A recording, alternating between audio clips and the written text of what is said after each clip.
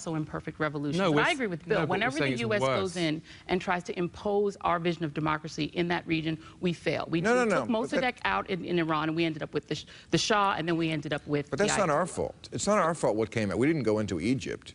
Well, we wound up with the Muslim Brotherhood. We didn't go into Egypt. We were supporting and propping up Mubarak for 30 years, even as we were cheering for all the Tahrir Square demonstrators as though we were on their side. It was our government that kept Mubarak in power, just like we've done across the entire Muslim world. And it's amazing for you to say that, well, look at all these Muslims. The minute you give them a little bit of freedom, they go wild and they start being all violent. How can you be a citizen of the United States, the country that has generated more violence and militarism in the world over the last 5 or 6 decades, and say, look at those people over there, they are incredibly violent? We play a significant role in what has been happening in the Middle East because we've been interfering and dominating that region in order to have access to the oil. I wasn't talking about violence. I was talking about theocracy.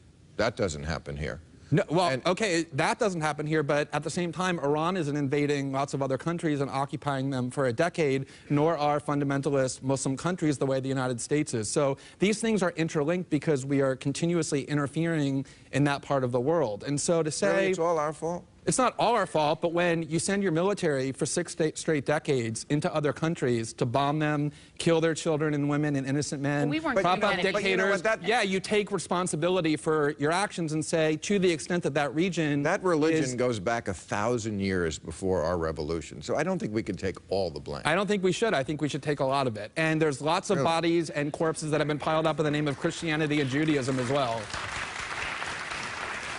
Not recently. Have you heard of the occupation of the West Bank and Gaza for the last 50 years, motivated in part by extremist views of Judaism, or the wars in Europe, or the fact that there were generals in the United States saying we have to go and invade and destroy Iraq, a country of 26 million people, because our God is bigger? Lots of religions, not just Islam, produce violence. Well, if I could just make one quick point about Egypt. That silly liberal view that all religions are alike, because it makes you feel good. No, it makes you feel good to say our side is better than people over there are primitive and violent. No, it makes you feel good to put a crown on your head and say, I'm a good person. How do I prove that? You get to ignore the responsibility that your own government has for the violence and instability in the world by saying, look, it's that primitive religion over there that's to blame. All right, it's time for our